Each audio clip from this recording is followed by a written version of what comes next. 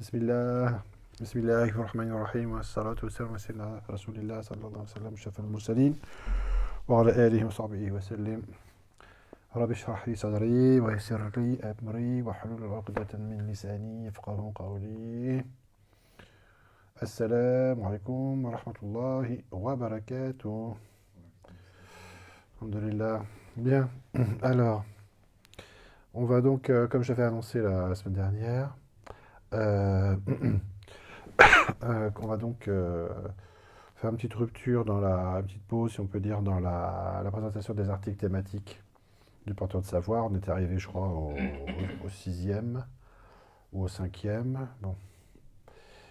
Et pour introduire, pour traiter un certain nombre d'articles à base de l'œuvre de Cheikh Abdul Wahid Yahya en Aiguénon, Inch'Allah,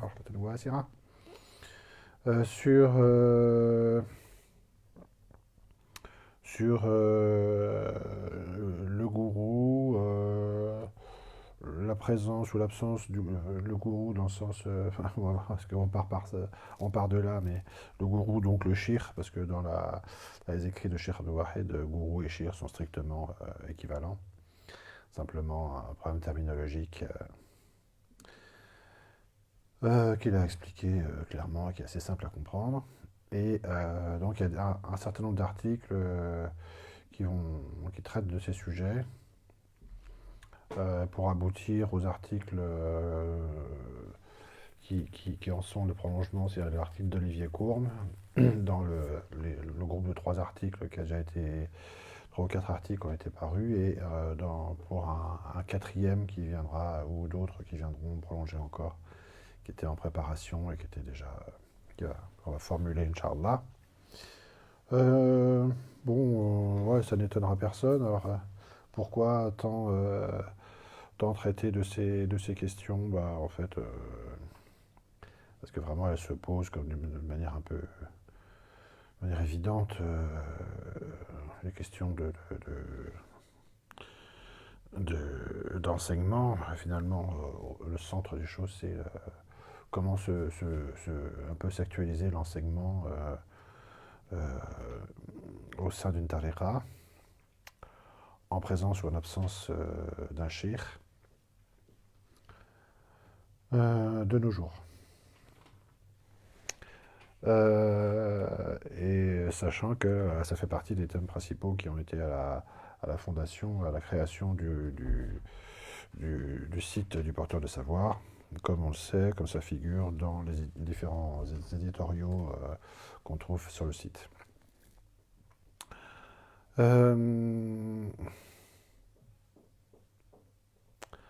En réalité, quand on se pose la question de savoir comment définit Cheikh Abdul Wahid, comment traite Cheikh Abdul Wahid ou René Guénon cette question, cet aspect du shir dans son œuvre, et qu'on survole d'une part les deux principaux, enfin oui, ça, d'une part le livre qu'il a écrit de son vivant, puis le livre posthume qui traite principalement ces questions d'ordre initiatique dans son œuvre. Bah, on se rend compte,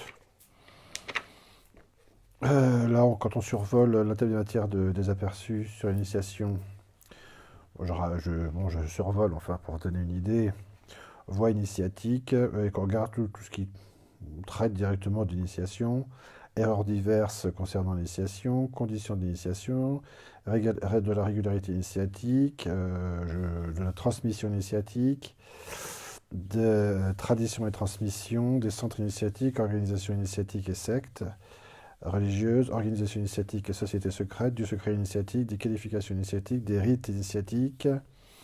Je passe sacrement et rites initiatiques, prière et incantation, bon, des épreuves initiatiques, de la mort initiatique, des non profanes et non initiatiques, opératifs et spéculatifs, initiation effective, initiation virtuelle, enseignement initiatique, pseudo-initiation. Bon, initiation et passivité, initiation et service, grand mystère, petit mystère, initiation sacerdotale, initiation royale. Voilà, si on prend le mot-clé d'initiation, hein, etc. De la hiérarchie initiatique, etc. Bon. D'une part, et si on fait le même survol dans la table des matières de Initiation et Récession spirituelle, qui est donc un recueil d'articles posthumes, et qu'on regarde ce qu'il en est à propos du rattachement initiatique, euh, à propos des conversions, et pas des reconversions. Qu'est-ce qu'il y a d'autre? Gourou et pas gourou. Les trois voies et les formes initiatiques. Travail initiatique collectif et présence spirituelle. Sur le rôle du gourou, sur les degrés initiatiques. Bon, on se rend compte d'une chose, c'est que Cheikh Abdul Wahid ne traite pas spécifiquement par un article de la définition du maître initiatique, du maître, du gourou ou du cheikh. Il parle du rattachement, il parle de l'enseignement. On va le voir, justement, on va bien voir dans quel terme il en parle sur le rôle du gourou, le rôle du cheikh. Euh, et voilà. Donc ça, c'est une première remarque qui en fait servirait un petit peu, pourrait servir pour être utile d'indication d'Ishara pour montrer quelle est la perspective globale. On la retrouve et elle est, elle est, elle s'exprime continuellement dans ces articles-là et dans les autres. C'est que la perspective de Sheikh Abdul Wahid est une perspective, de toute façon, en général, sur toute l'œuvre, qui est très élevée, et spécifiquement pour ces questions d'initiation, et prioritairement traite et envisage prioritairement l'aspect impersonnel par rapport à l'aspect personnel. Surtout, je dirais, dans cette question. Alors que paradoxalement, et dans la perspective qu'on retrouve en général le plus fréquemment et qui effectivement aussi pose des problèmes, on pourrait dire un certain nombre de problèmes spécifiques, bah c'est le shir pour différentes raisons historiques, on pourrait dire, et de compréhension, est lié à la question générale de la personnalisation. On verra ces aspects qui fait que généralement on s'intéresse en priorité, on a tendance à s'intéresser en priorité à la personne du cheikh par rapport aux autres aspects qu'on a évoqués, qui sont l'enseignement, la méthode initiatique, le rattachement, la nature du rattachement, l'organisation initiatique et tous les autres aspects en réalité. Donc il y a un processus qui est réellement inverse, si on peut dire. Cheikh Abdul Wahid, comme dans toute son œuvre, pour les questions pour ce genre de considération, ça ne veut pas dire qu'il exclut de traiter des aspects personnels. Quand on voit un certain nombre de choses, il ne s'est pas privé de donner des noms pour différentes raisons et aussi de citer certains aspects personnels quand c'était nécessaire. Mais en tout cas, pour ces questions générales qui nous intéressent ici de l'initiation, c'est pas le cas du tout. Pas le cas du tout. Donc ça, voilà, c'est une caractéristique déjà qu'on peut, en fait, oui, qu'on peut relever parce qu'elle elle est réelle et elle est quand même, elle détonne, si on peut dire, par rapport à l'état d'esprit, on va dire, des contemporains en général et des occidentaux. Hein. Il faut rappeler que quand même l'œuvre de Cheikh Abdul elle est en première intention, on peut dire, en première destination, orientée à un lectorat ou un public occidental. pour restaurer la compréhension chez eux de notions traditionnelles, véritables et authentiques. Bon, voilà. Donc on va envisager dans cette suite d'articles différentes choses qui ont déjà été différents articles. Il y a un article notamment qu'on a eu l'occasion de lire incidemment il y a quelques séances, c'est-à-dire sur les égrégores. Alors, comment ça s'appelle?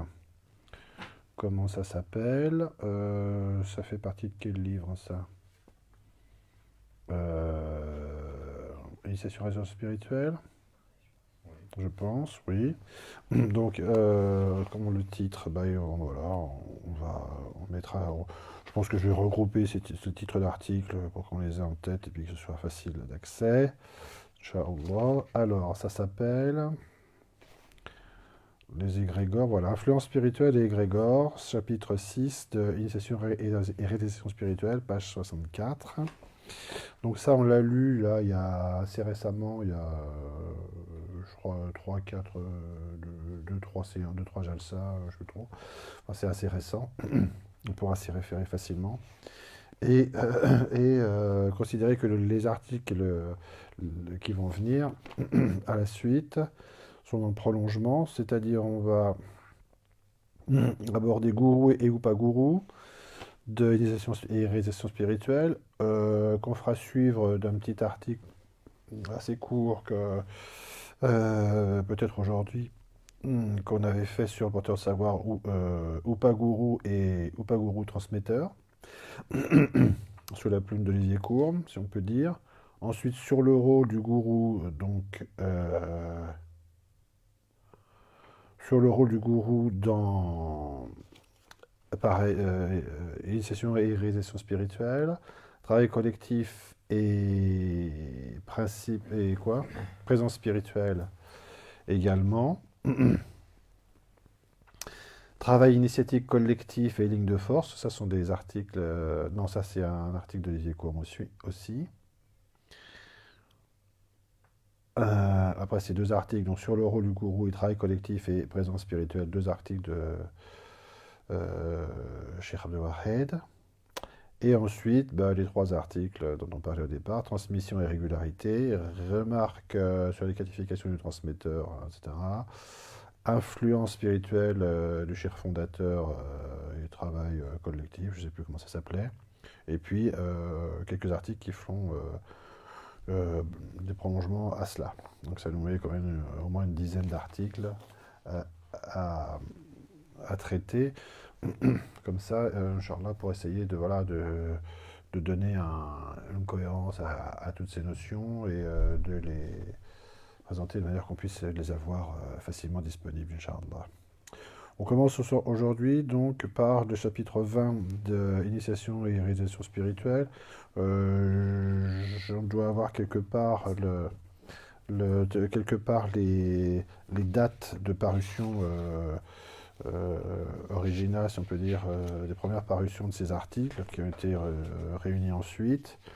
Et je ne sais pas s'ils figurent dans l'ordre chronologique dans le livre, mais en tout cas, on mettra ça aussi dans une petite annexe pour les avoir en tête et avoir ce qui donnera peut-être une idée de la cohérence aussi, Inch'Allah. Bismillah, Gourou et Upa Gourou, chapitre 20. Si l'on parle souvent du rôle initiatique du gourou ou du maître spirituel, ce qui d'ailleurs, bien entendu, ne veut certes pas dire que ceux qui en parlent le comprennent toujours exactement, il est par contre une autre notion qu'on passe généralement sous silence. Donc avant d'aller plus loin, voilà, on reprécise formellement ici que Cheikh Abdel Wahed, quelque part, soit on trouvera la référence, mais soit on la donnera. De toute façon, elle est peut-être aussi sur le travail qui se trouve sur le porteur de savoir, sur les définitions que donne Cheikh Abdel Wahed, René Guénon, dans son œuvre, de certains titres importants qu'il utilise. Il dit clairement, je crois à plusieurs reprises, mais en tout cas d'une manière suffisamment explicite, que pour des raisons d'opportunité, Euh, il utilise le terme de gourou parce que au moment, d'une part au moment il s'exprime, et puis pour des raisons voilà, de compréhension générale, et pour pas s'attirer d'emblée des animosités de la part de certains, on préfère faire comme ça, mais que le terme de sheikh et de gourou sont strictement identiques. Et donc, il faut les prendre comme synonymes l'un de l'autre, et réciproquement, si on peut dire. Et de même que maître spirituel. Maître spirituel, on verra, il y a différents degrés qu'il envisage. Gourou et sheikh. Bien. Donc, Cheikh Abdel Wahed, René Guénon commence à dire que quand on parle du rôle initiatique, hein, encore une fois, là, du gourou, du maître spirituel, on ne parle pas de la définition même. Quelles sont les caractéristiques d'un maître, bon, c'est pas ça dont on parle. On dit son rôle, c'est-à-dire comment il exprime sa fonction et comment s'exerce sa fonction. Eh bien, il soulève tout de suite, euh, une notion qu'il qu'il qu'il qu'il met un peu en avant. D'ailleurs même, on va voir que c'est pas un peu seulement, mais que c'est de manière assez marquée. Et la question donc sous-jacente, et qu'on ne s'est pas manqué de poser, et on a essayé d'y répondre, c'est pourquoi Sheikh Abdul Wahid agit de cette manière.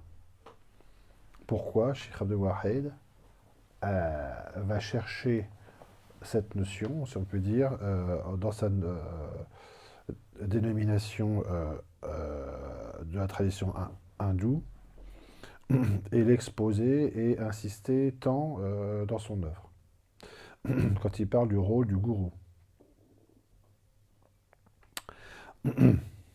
du rôle initiatique du gourou.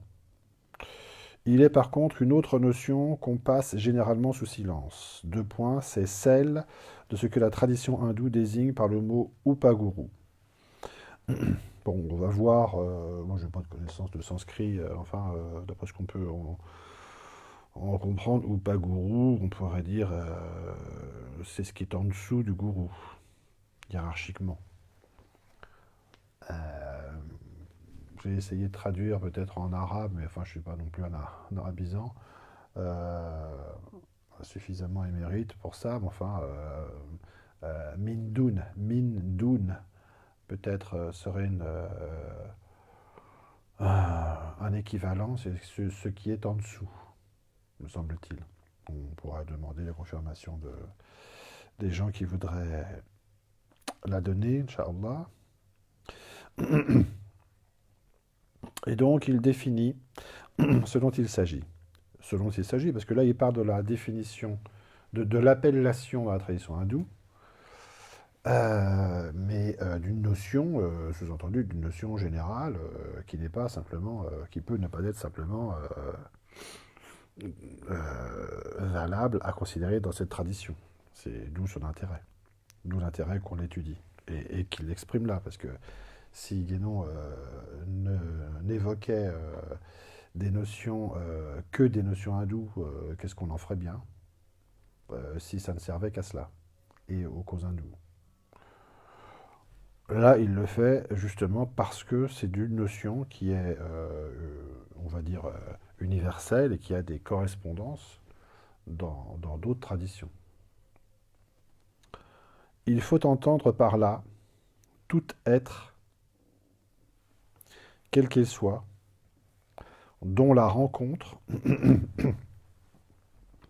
est pour quelqu'un l'occasion ou le point de départ d'un certain développement spirituel.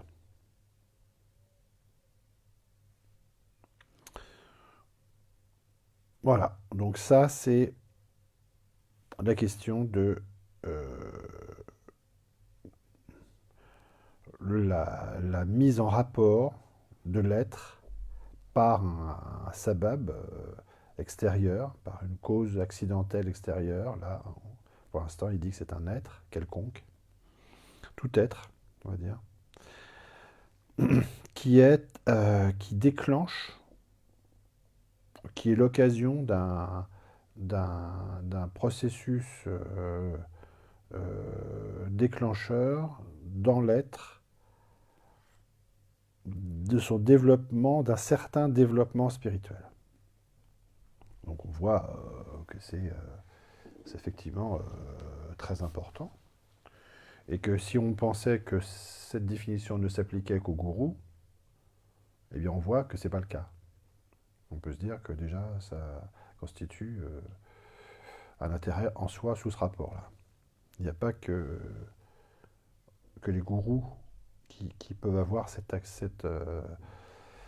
action et cette importance.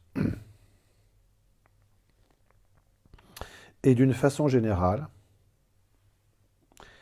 il n'est aucunement nécessaire que cet être lui-même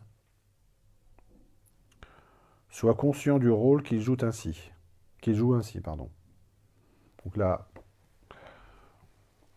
on voit l'être en lui-même et l'être qui déclencheur, on va dire, hein, ou qui est au point de départ d'un certain développement spirituel. Quand on s'intéresse à une première qualification caractéristique de l'Upaguru, et on va voir qu'il y en a plusieurs, je crois qu'il y en a 3 ou 4, et c'est justement l'intérêt de l'article Upaguru et Upaguru transmetteur, qui a été fait ensuite, notamment, c'est de voir que il n'est aucunement nécessaire que cet être, de manière générale, soit lui-même conscient du rôle qu'il joue ainsi. Là, on voit bien qu'il s'agit d'un rôle, d'une fonction, et du cas général. Ce qui n'exclut pas qu'il puisse le même être, pour jouer le même rôle, puisse avoir conscience de celui-ci, du rôle qu'il opère. Mais en tout cas, Cheikh Abdelhed donne le cas général.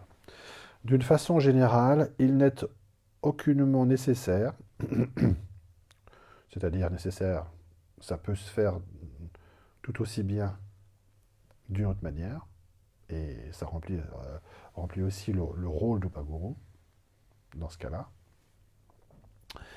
que cet être lui-même soit conscient du rôle qu'il joue ainsi. Du reste, et là, comme souvent, après avoir donné une règle générale, Cheikh Abdelhed fait des alinéas pour étendre ou restreindre, mais il dit ensuite, du reste, si nous parlons ici d'un être, nous pourrions tout aussi bien parler également d'une chose ou même d'une circonstance quelconque qui provoque le même effet. Ouais, une illustration notamment de ce qu'on disait tout à l'heure par rapport au caractère impersonnel, c'est-à-dire que là, on se fixe sur un être, on va dire, ah ça y est, les Upagurus, non, ce sont des êtres humains ou vivants, mais enfin on a l'idée que ça peut être une personne, quoi. Bon. En fait, tout être, ça ne veut pas dire que ce soit nécessairement un être humain. Mais en plus, Cheikh Abdelhed, il dit, attention, ça pourrait être tout aussi bien une chose, ou même une circonstance, quelconque, pour peu, donc, à condition que ça provoque le même effet. C'est-à-dire un événement, quelque chose dans la vie, dans le développement de la vie d'un être, qui fait que, après la rencontre avec cet événement, oui, ça développe. C'est le point de départ d'un certain développement spirituel. Cela revient en somme à ce que nous avons dit souvent, que n'importe quoi peut, suivant les cas, agir à cet égard comme une cause occasionnelle. En arabe, sabab, sababoun. Il y a peut-être d'autres appellations plus techniques, mais enfin, on va faire simple. Déjà, voilà, donc ça c'est la définition de base et qui est vraiment générale. Je crois que de mémoire, il ne va pas tellement évoluer dans le reste de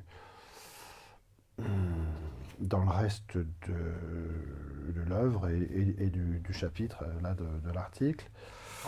Donc une définition de référence importante, même si Cheikh Lohed va préciser encore d'autres aspects par la suite. Ou à l'intérieur de cette définition générale, donner des précisions sur un autre aspect principal. Il va de soi que celle-ci, c'est-à-dire la cause, qu'est-ce qui déclenche le développement spirituel? Il va de soi que celle-ci, c'est-à-dire la cause occasionnelle, entre guillemets, n'est pas une cause au sens propre de ce mot. C'est-à-dire, attention, de quoi on parle dans la constitution de l'être? Où se situe la cause réelle? Est-ce que c'est dans l'extérieur, à l'extérieur ou à l'intérieur? On va poser la question, c'est y répondre.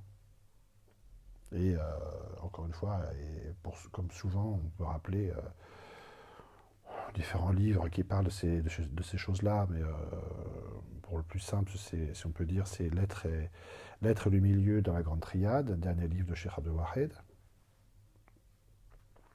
Les correspondances entre ce que vit à l'extérieur un être et ce qui lui correspond à l'intérieur. Un être ne vit à l'extérieur qu'en fonction des possibilités qu'il détient en lui. Parce que si c'était différent, les possibilités qu'il n'a pas en lui, il n'a pas de contact avec elles. Parce que s'il avait des contacts avec elles, ça ferait qu'elle correspondrait à quelque chose qu'il est.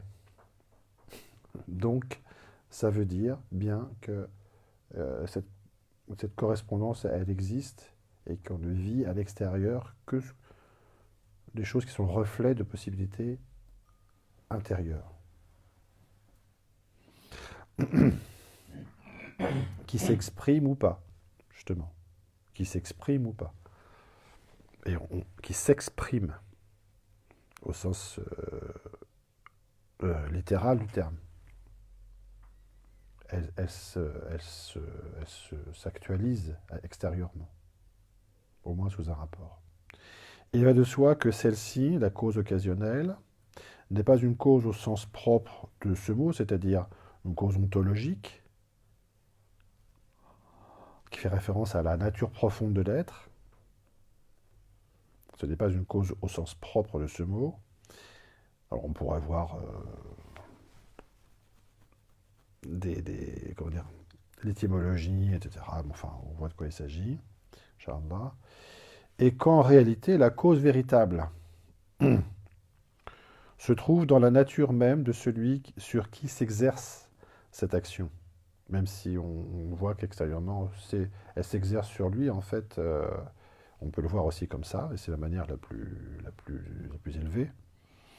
En réalité, la cause véritable se trouve dans la nature même de celui sur qui s'exerce cette action, pas de celui qui l'exerce à l'extérieur, même si aussi c'est à considérer que si deux êtres rentrent en correspondance, c'est que l'autre aussi il a un rapport avec soi-même. Mais là, c'est pas ça dont on parle, c'est pas à quoi ça correspond dans l'être qui exerce, mais dans l'être sur qui s'exerce cette action. Il va de soi que celle-ci, la cause occasionnelle, c'est-à-dire ce qui se passe entre les deux, n'est pas une cause au sens propre de ce mot, et qu'en réalité, la cause véritable, profonde, donc se trouve dans la nature même de celui sur qui s'exerce cette action, comme le montre le fait que ce qui a un tel effet pour lui, l'être sur qui s'exerce cette action,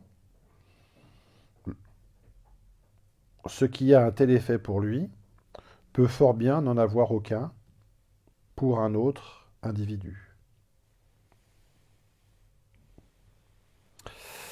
C'est ce qui montre bien que ce n'est pas parce que quelqu'un a une action autrui à un autre, a une action extérieure, même si c'est la même, qu'elle va avoir pour tous les êtres sur lesquels elle va s'appliquer le même effet. Elle n'aura un effet où l'être en question, la présence ou l'action d'un être, quand on prend simplement un être, sur un ensemble d'êtres, n'aura d'action, et donc n'aura cet effet d'Upaguru, que dans la mesure où ça correspond, cette action correspond à quelque chose d'interne dans l'être sur lequel s'applique l'action. Est-ce que tout le monde suit ou il faut raccrocher les wagons?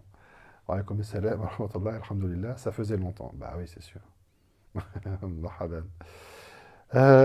Bon voilà, bon, je pense que c'est simple. De toute façon, il n'y a qu'à prendre le texte et puis le mettre sur sa table de chevet et puis le relire autant qu'il faut. Comme montre le fait que ce qui a un tel effet pour lui peut fort bien n'en avoir aucun pour un autre individu. Et d'ailleurs, on peut dire en passant que c'est ce rapport-là, d'ailleurs, il est le même pour un maître, pour un maître spirituel. Il peut être le même pour un maître spirituel. Ça, encore une fois, c'est pas le problème. Le problème, c'est l'être sur lequel s'applique l'action. C'est-à-dire un maître spirituel, bon, c'est connu, les anecdotes sont connues d'un maître spirituel qui parle dans une assemblée, un maître spirituel authentique, qui parle dans une assemblée et qui touche différentes personnes parce qu'il dit ou parce qu'il est, de différentes manières. Il y a quelqu'un qui se met à pleurer, quelqu'un qui se met à rire, quand il entend ou quand il comprend telle ou telle chose, la même qui est pourtant exprimée par le shir, et d'autres pour lesquels ça n'a aucun effet.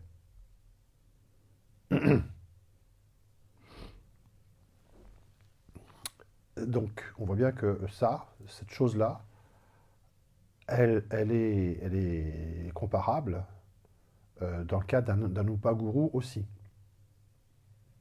Sauf que dans un cas, l'enseignement est maîtrisé, plus ou moins, voire totalement. Dans l'autre cas, il peut ne pas l'être. Et généralement, il ne l'est pas. L'action n'est pas maîtrisée. Même si elle peut être plus ou moins consciente, mais en tout cas, elle n'est pas maîtrisée. C'est la définition du maître spirituel. Ajoutons que les Upagurus, ainsi entendus, peuvent naturellement être multiples au cours d'un même développement spirituel, car chacun d'eux n'a qu'un rôle transitoire et ne peut agir efficacement qu'à un certain moment déterminé. En dehors du cas, son intervention n'aurait pas plus d'importance que n'en ont la plupart des choses qui se présentent à nous à chaque instant. C'est-à-dire à un certain moment, il y a une action qui se développe et qui a un effet spécifique et que nous regardons comme plus ou moins indifférente. Là, on peut avoir à l'esprit la question, mais on envisagera ça, j'y suis arrivé, plus tard, Inch'Allah, c'est la question de la multiplicité des chouyours ou du maître spirituel.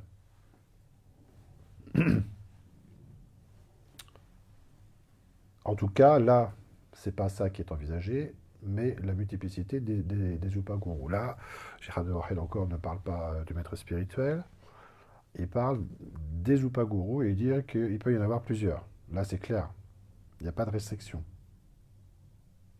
Alors que pour la question du maître spirituel, on verra que euh, ça peut être exprimé bien différemment et on verra pourquoi, Inch'Allah. Bon, quelle heure est-il? Oui, d'accord. On va encore continuer un petit peu. Oui, je pense que à ce rythme-là, on va mettre au moins plusieurs. Bon, bah,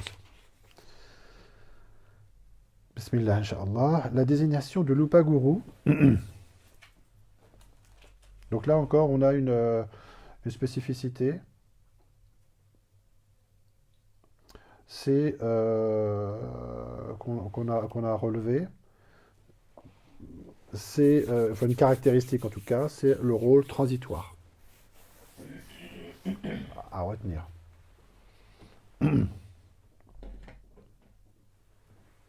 Il peut y en avoir plusieurs, ils peuvent être multiples, les upagurus.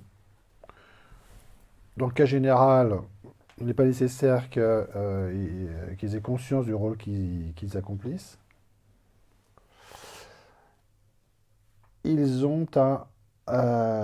peuvent être multiples, bon, je me redis mais c'est pas grave, et n'avoir qu'un rôle transitoire. La désignation de l'upaguru indique qu'il n'a qu'un rôle accessoire et subordonné. Transitoire, ça ne veut pas dire accessoire. Accessoire, c'est ce qui n'est pas principal, d'après ce que je pense, immédiatement. Et subordonné, c'est un peu pareil, sous un rapport hiérarchique, on va dire. Qui, au fond, pourrait être considéré comme celui d'un auxiliaire. Vous voyez les différents termes qu'utilise pour caractériser, qualifier l'upaguru, accessoire, subordonné, qui au fond pourrait être considéré comme celui d'un auxiliaire du véritable gourou. Ah, là on arrive à quelque chose de plus profond. En effet, celui-ci, le gourou, doit savoir utiliser toutes les circonstances favorables au développement de ses disciples, conformément aux possibilités et aux aptitudes particulières de chacun d'eux, et même s'il est réellement un maître spirituel au sens complet de ce mot, il peut parfois en provoquer lui-même la manifestation au moment voulu. Alors là, on change de registre, si on peut dire. Cheikh Abdou Wahid définit, rentre dans les qualifications du cheikh. Et il dit attention, si on considère l'upaguru comme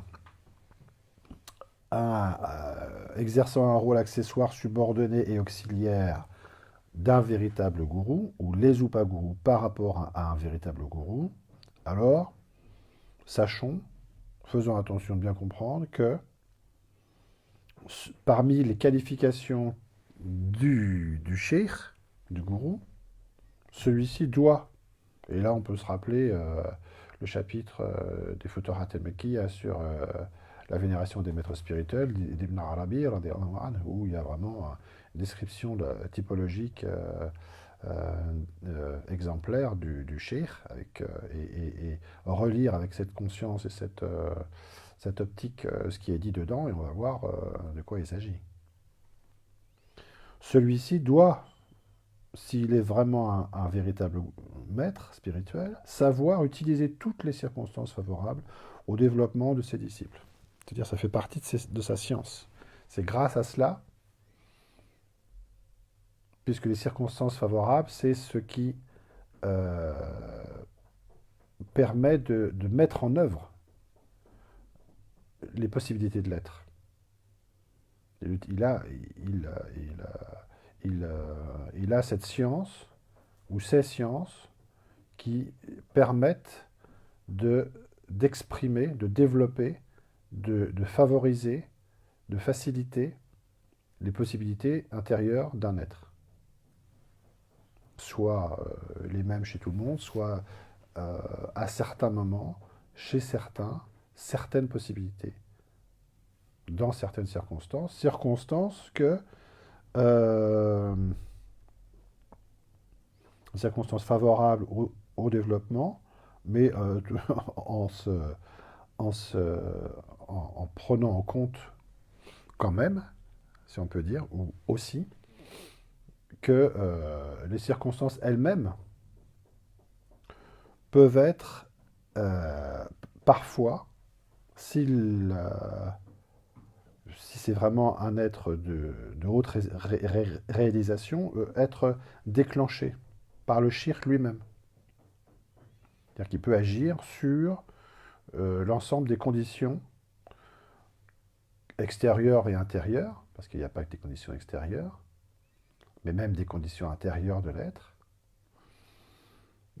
qui vont déclencher euh, ou rendre favorable tel et tel événement spirituel, ou développement spirituel, dans le soulouk du mouride. On pourrait donc dire que d'une certaine façon, ce ne sont là que des prolongements, il parle des upagurus, il dit donc, finalement, pour faire simple, ce ne sont que des prolongements du gourou, donc des prolongements multiples du gourou unique, au même titre que les instruments et les moyens divers employés par un être pour exercer et amplifier son action, donc des moyens d'action, ce sont des moyens d'action pour diversifier et potentialiser son- sa fonction, sont autant de prolongements de lui-même. Bon, on comprend bien. Et par suite, il est évident que le rôle propre de celui-ci n'est nullement diminué par là, pardon, n'est nullement diminué par là. C'est pas parce que le maître, le shir, utilise des choses qui apparaissent comme extérieures, transitoires, subordonnées, auxiliaires voilà, et accessoires, que ça diminue pour autant quoi que ce soit de sa valeur, on va dire, de sa fonction, mais que bien au contraire, il y trouve la possibilité de s'exercer plus complètement et d'une façon mieux adaptée à la nature de chaque disciple. La nature, c'est-à-dire l'être en lui-même, virgule, la diversité indéfinie des circonstances contingentes, c'est-à-dire extérieures, pour faire simple, permettant toujours d'y trouver quelques correspondances avec celles des natures individuelles. Bon, ça c'est le cas normal. J'ai noté en marge. Bah oui, c'est parce que c'est dit après. Ce que nous venons de dire s'applique au cas que l'on peut considérer comme normal. Oui, il y a une période où je n'écrivais pas dans mes livres parce que c'était sacré. Mais là, ensuite, j'ai écrit des notes dans les marges. Ce que nous venons de dire s'applique au cas que l'on peut considérer comme normal, ou qui du moins devrait l'être en ce qui concerne le processus initiatique, en ce qui concerne le processus initiatique, c'est-à-dire à celui qui implique la présence effective d'un gourou humain. Ce que nous venons de dire s'applique au cas que l'on peut considérer comme normal. Qu'est-ce que c'est que le cas normal sur le plan initiatique?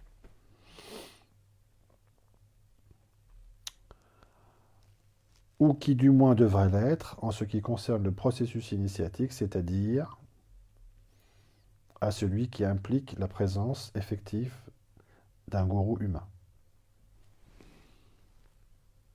Cheikh Abdel Wahed dit que dans le cas normal, le processus initiatique implique la présence effective d'un shir humain.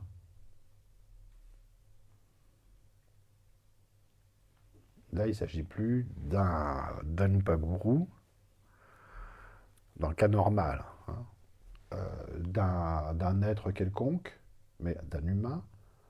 Il ne s'agit plus d'un objet ou de circonstance. Bon, point virgule.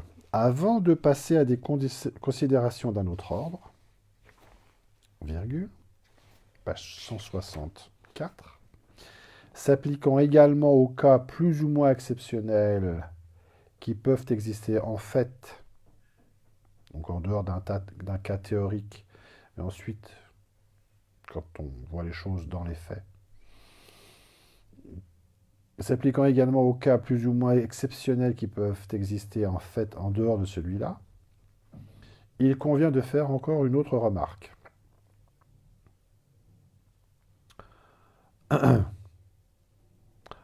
Lorsque l'initiation proprement dite est conférée par quelqu'un qui ne possède pas les qualités requises pour remplir la fonction d'un maître spirituel. Alors on descend d'un degré là, dans la considération d'un shir, d'un maître spirituel. On a abordé quelques qualifications générales dans la page précédente. Vous voyez que sans définir ce que c'est qu'un maître, Sherdol le fait quand même. Enfin, dans quel contexte il le fait. Et il considère le cas où l'initiation proprement dite est conférée par quelqu'un, donc elle est conférée réellement. Réellement, c'est pas parce que la personne n'est pas de réalisation totale, etc., que ça n'est pas réel.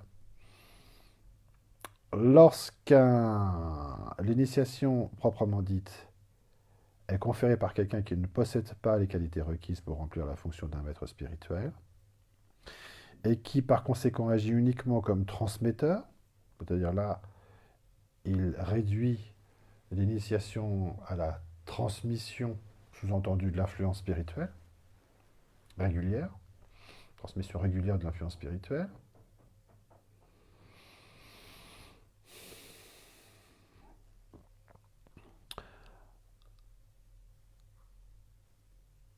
et qui par conséquent agit uniquement comme transmetteur de l'influence attachée au rite qu'il accomplit, le rite de rattachement. Un tel initiateur, c'est un terme qui est en fait peu utilisé chez Sherador d'initiateur, mais qui est utilisé au sens propre. Un tel initiateur peut aussi être assimilé proprement à un Upaguru. C'est que quand, en cas d'absence d'un maître spirituel, humain, celui qui procède à l'initiation peut être assimilé proprement à un Upaguru. Je dirais de fait. Qui a d'ailleurs comme tel une importance toute particulière. De toute façon, il a parlé de la multiplicité des Upaguru, il a parlé de leurs caractéristiques, qui n'était pas nécessaire qu'ils aient connaissance de leur rôle, etc., etc., etc. Mais là, il dit attention, là par contre, de fait, par le fait même qu'il accomplit cette fonction-là, d'initiation,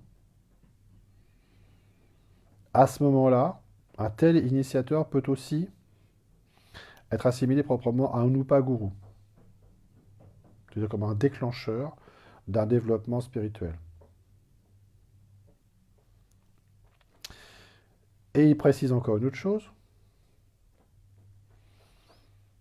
qui a d'ailleurs comme telle une importance toute particulière, et en quelque sorte unique en son genre. Donc il dit, attention, là de toute façon, c'est automatique, à ce moment-là, on peut le considérer comme un Upaguru, et par rapport à d'autres Upaguru, il a une importance particulière, celui-là, en cas d'absence de maître spirituel véritable, de maître spirituel humain véritable. Il a une importance particulière. Et il dit en quelque sorte unique en son genre, parmi les autres donc, éventuels du Paguru, en l'absence d'un maître. Puisque c'est son intervention à cet Upaguru, initiateur, en l'absence d'un shir véritable, qui détermine réellement, c'est-à-dire que ça accomplit réellement, même si ça n'est qu'un Upaguru,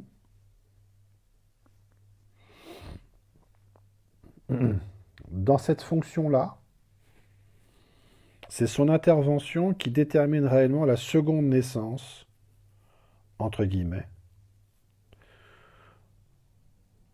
virgule, et cela même si l'initiation doit demeurer simplement virtuelle. Alors, qu'est-ce que j'ai mis? Oui, l'importance du transmetteur. Bon, d'accord. Dans les cas plus ou moins exceptionnels. Bon. Donc il dit, ça détermine les choses de cette manière-là, ça donne une importance particulière et unique, même si la transmission de l'influence spirituelle n'est que virtuelle, c'est-à-dire que, bon, on s'est expliqué, on y reviendra dessus, même si ça ne consiste uniquement qu'à déposer, je cite presque textuellement, mais l'idée, Charles, déposer dans l'être l'influence spirituelle qui va lui servir à développer ses possibilités, les possibilités qu'il détient en lui. Cette action-là, parce qu'elle est essentielle, enfin là c'est pas Guidon qui le dit, mais c'est moi, parce qu'elle est essentielle au processus même d'initiation est nécessaire, comme préalable obligatoire et nécessaire. Sans cela, il n'y a rien. On ne peut pas parler d'initiation. C'est à partir de cela que tout est possible. C'est ce qui lui donne cette importance unique. Quand cette fonction-là a été accomplie, ne serait-ce que par un Upaguru, en absence d'un maître spirituel, alors c'est un Upaguru que j'ai appelé transmetteur, qu'on peut appeler transmetteur, parce que justement il est unique et qu'il est caractérisé et qualifié par cette fonction éminente. Et donc, eh bien, on a encore une qualification particulière pour,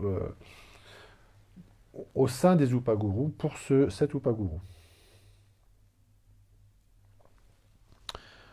Et là, encore une fois, indépendamment, enfin on fait remarquer toujours, hein, en cohérence avec ce qu'on a dit au départ, indépendamment de la personne de l'Upaguru lui-même. Là, peu importe qui c'est, c'est ce qu'il transmet dans l'être qui importe. C'est ce qui est impersonnel qui importe de considérer. Pour autant que cette transmission soit régulière, soit possible, qu'il détienne réellement et régulièrement au sein d'une tariqa et qu'il ait un in pour le faire, on reviendra sur ces questions-là, Inch'Allah, eh bien, c'est ça qui est essentiel dans, techniquement, on pourrait dire, dans l'initiation. Et c'est ça qui donne un rôle, qui donne une importance et un caractère unique et exceptionnel parmi les Upagurus, indépendamment des aspects personnels de l'être qui l'accomplit. Donc cet aspect impersonnel, vous voyez, qu'il intervient beaucoup plus fortement dans ce cas de figure. La considération des aspects impersonnels dans ce cas de figure est très importante. Parce que si on se tient à des considérations personnelles, on risque bien de passer à côté de l'essentiel. Pourtant, c'est comme ça que ça apparaît, comme étant essentiel, cette fonction-là.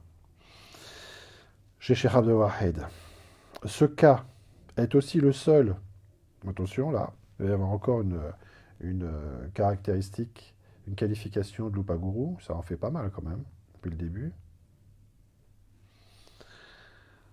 Euh, Ulupaguru doit forcément, pour avoir ce fadl, cette qualité et cette distinction parmi les autres, si on peut dire, au sens propre, bon, il doit forcément avoir conscience de son rôle.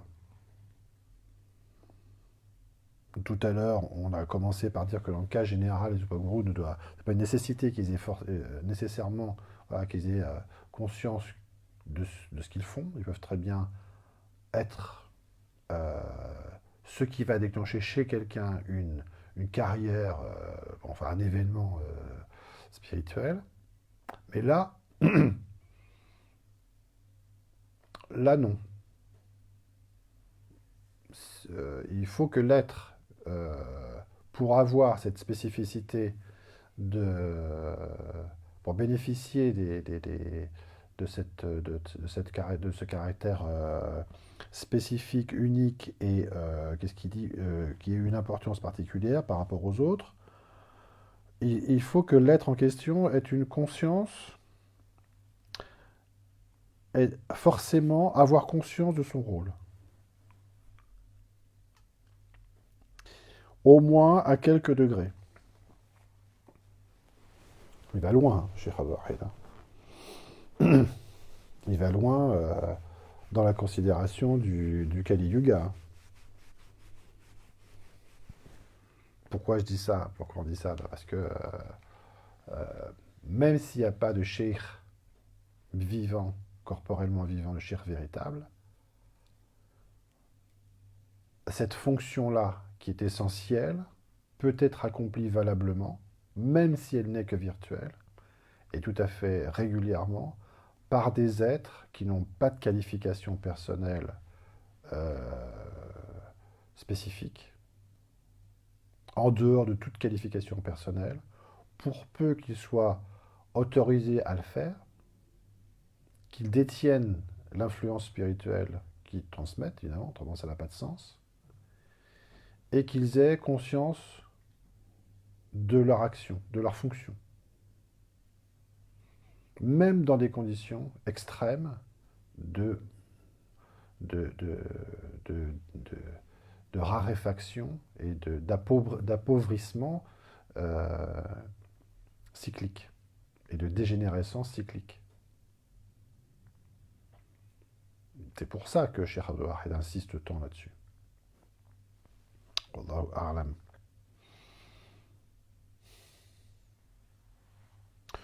Nous ajoutons cette restriction parce que quand il s'agit d'organisations initiatiques plus ou moins dégénérées ou amoindries, j'aurais mieux fait de me taire, il peut arriver que l'initiateur soit ignorant de la véritable nature de ce qu'il transmet et n'ait même aucune idée de l'efficacité inhérente au rite, ce qui, comme nous l'avons expliqué en d'autres occasions, n'empêche aucunement ceci d'être valable. Les rites de transmission peuvent être valables à partir du moment où ils respectent un certain nombre de conditions, mais pas nécessairement que la personne se rende compte de ce qu'elle fait, de l'efficacité de ce qu'elle fait, pour peu qu'elle voilà, qu'elle soit investie et qu'elle accomplisse les choses correctement, son rôle, c'est c'est efficace. Il y a transmission de l'influence spirituelle. Même dans des organisations initiatiques plus ou moins dégénérées ou amoindries. Donc, nous ajoutons cette restriction pour terminer cette première partie. Parce que quand il s'agit d'organisations initiatiques plus ou moins dégénérées ou amoindries, on parle bien de fin de cycle, il peut arriver que l'initiateur, deuxième fois, l'initiateur, on parle de celui-là, l'Upaguru transmetteur, soit ignorant de la véritable nature de ce qu'il transmet et n'ait même aucune idée de l'efficacité inhérente, c'est-à-dire propre, euh, propre au rite au pluriel. Ce qui, comme nous l'avons expliqué en d'autres occasions, bon, on pourra revenir là-dessus ou donner des références de ces questions-là, l'efficacité du rite en tant que symbole agi, etc. Ça se trouve dans les aperçus, je crois, mais on donnera les références, Inch'Allah. N'empêche aucunement que ceci d'être valable dès lors qu'ils sont accomplis régulièrement. Donc, régulièrement, globalement, ça veut dire euh, euh, enfin, rendu possible et avec la détention d'un idn préalable, régulier, et dans les conditions voulues, c'est-à-dire en tenant compte des règles d'accomplissement qui sont donc réputées être connues et être mises en œuvre. Vous voyez l'importance des choses, l'importance de la régularité dans la transmission. Ça me rappelle quelque chose. Régularité et transmission. Transmission et régularité. Euh, et des conditions d'accomplissement des choses.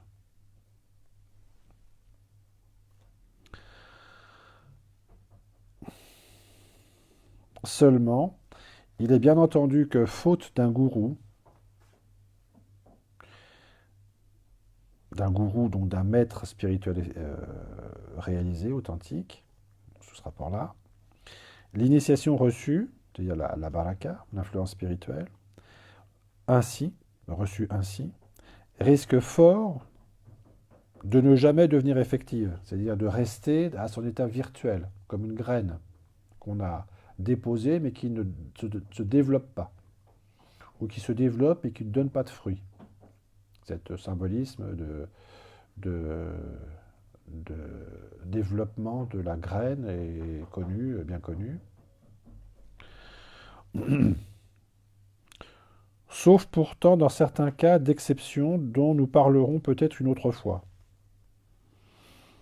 Donc Cheikh Abdelwahid, il dit là, bon, on insiste bien sur le fait que c'est réel, même quand c'est virtuel, et que s'il n'y a pas des conditions particulières qui permettent le développement de ce grain, de ce germe initiatique virtuel, ça risque fort de jamais rien donner d'autre, sauf dans des cas dont on parlera peut-être. Tout ce que nous en dirons pour le moment, dit Cheikh Abdelwahid, c'est que, bien que théoriquement, il n'y ait pas là d'impossibilité absolue, la chose, c'est-à-dire le développement des possibilités en dehors des moyens de mise en œuvre, est à peu près aussi rare en fait que l'est leur attachement initiatique obtenu en dehors des moyens ordinaires.